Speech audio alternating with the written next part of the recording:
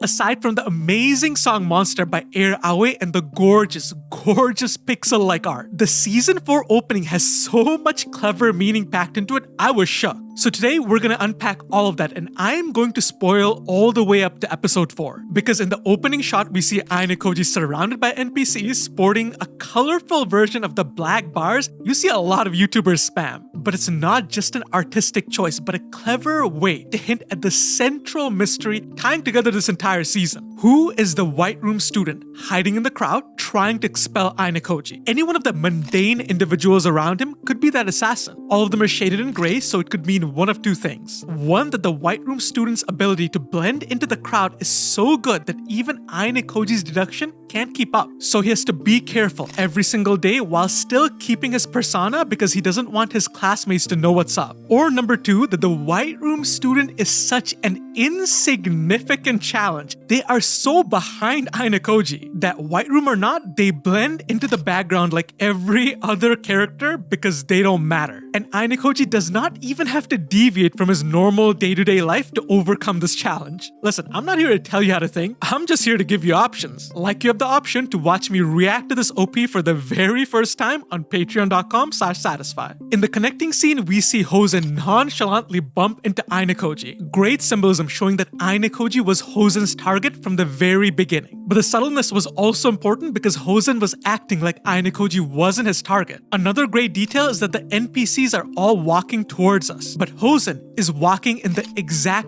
opposite direction, catching Ai Koji's attention. Because Ai Koji knew that he wanted Hosen as his partner during the first exam, because Hosen caught everybody else's attention. The White Room student would never stand out as much as Hosen. Now that is what we call foreshadowing. In the next scene, the knife comes flying at Ai Koji, but he catches it without even flinching. This is great symbolism for the finale because even though it looks chaotic, since Ai Koji knew the right answer, he was always in control. And we see Ichika casually walking away after the flying knife, hinting that she was behind the entire situation. Hosen carried out the plan, but Ichika perfected it. Another subtle nod here is that the vocals don't start until Ichika starts singing, as she's the one who started this entire chain of events. In the next scene, Ichika points having a gust of wind almost blowing over Ai Koji, but he is unfazed because whatever challenge Ichika throws his way, it's not gonna affect him. Also, Ichika has that colorful bar on her face the entire time, even in her solo shots, meaning that she is a prime White Room suspect. Next up, we have this montage shot where all the first years are hiding a particular side of their face. There was a scene in the books where Nanase calls Ai Koji a wicked person while hiding one side of her face, and this shot could be a reference to that. And it's fascinating that they chose this layout for Tsubaki because it's great symbolism for her playstyle. Because Tsubaki often hides herself using her allies and her environment as camouflage so her enemies don't perceive her as a threat. We can see that take place the first time she meets Ai Koji. The leafy design could also be a nod to the first time she shows us her abilities. I'm not gonna spoil it, but think about the type of exam that has a lot of nature. And we also have Yagami not looking as happy and chipper as his first portrayal. Maybe he's hiding a part of his personality, just like the first person he approached, Kushida, who is also hiding a part of herself. And finally, we have Ichika, and her shot doesn't look as meaningful until you put her right beside Nanase, because Nanase shows the part of her face that Ichika is hiding and vice versa, symbolizing the contrast between these characters that we're probably gonna end up seeing this entire season. Devil and angel, good and bad. Or is there more to it?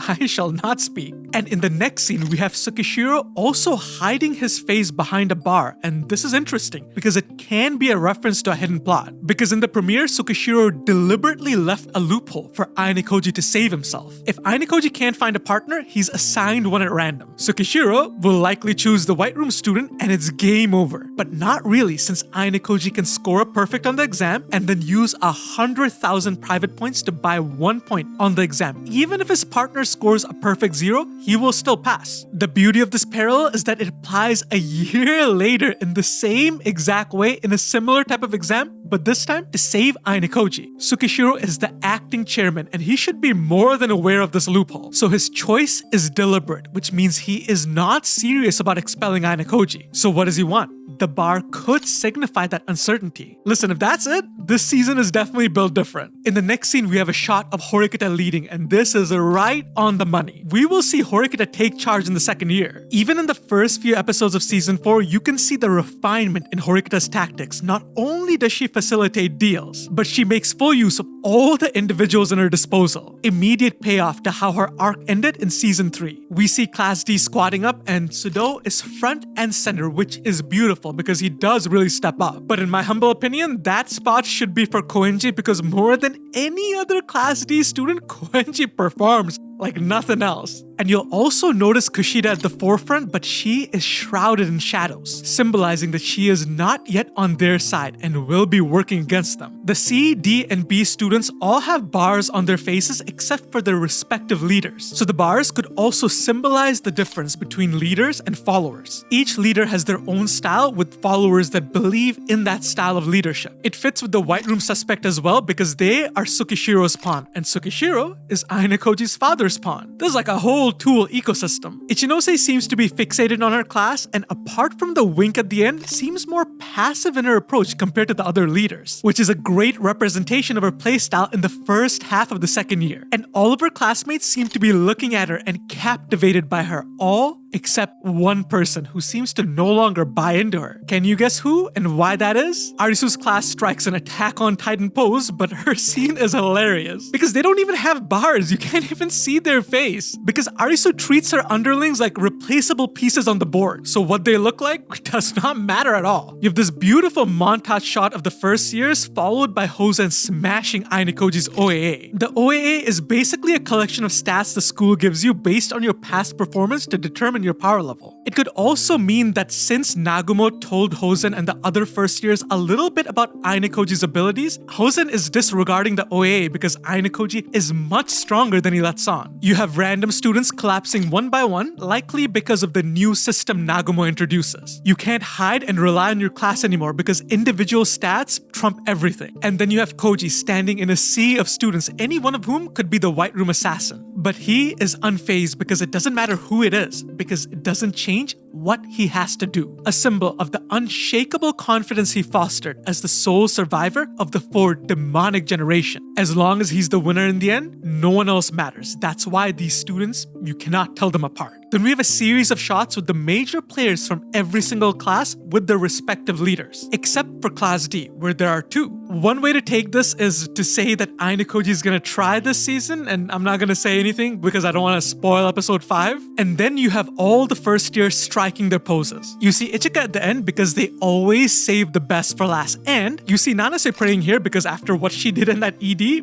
she needs to find God. There's a snake somewhere in there, guys, and I cannot say where because I like being monetized. But if you want to see me react to the OP, the ED, and the episodes for the first time, it's all on my Patreon. Also, if there's anything I missed or anything I got wrong, leave a comment down below. I want these videos to be discussions. And I'll see you guys on the next one.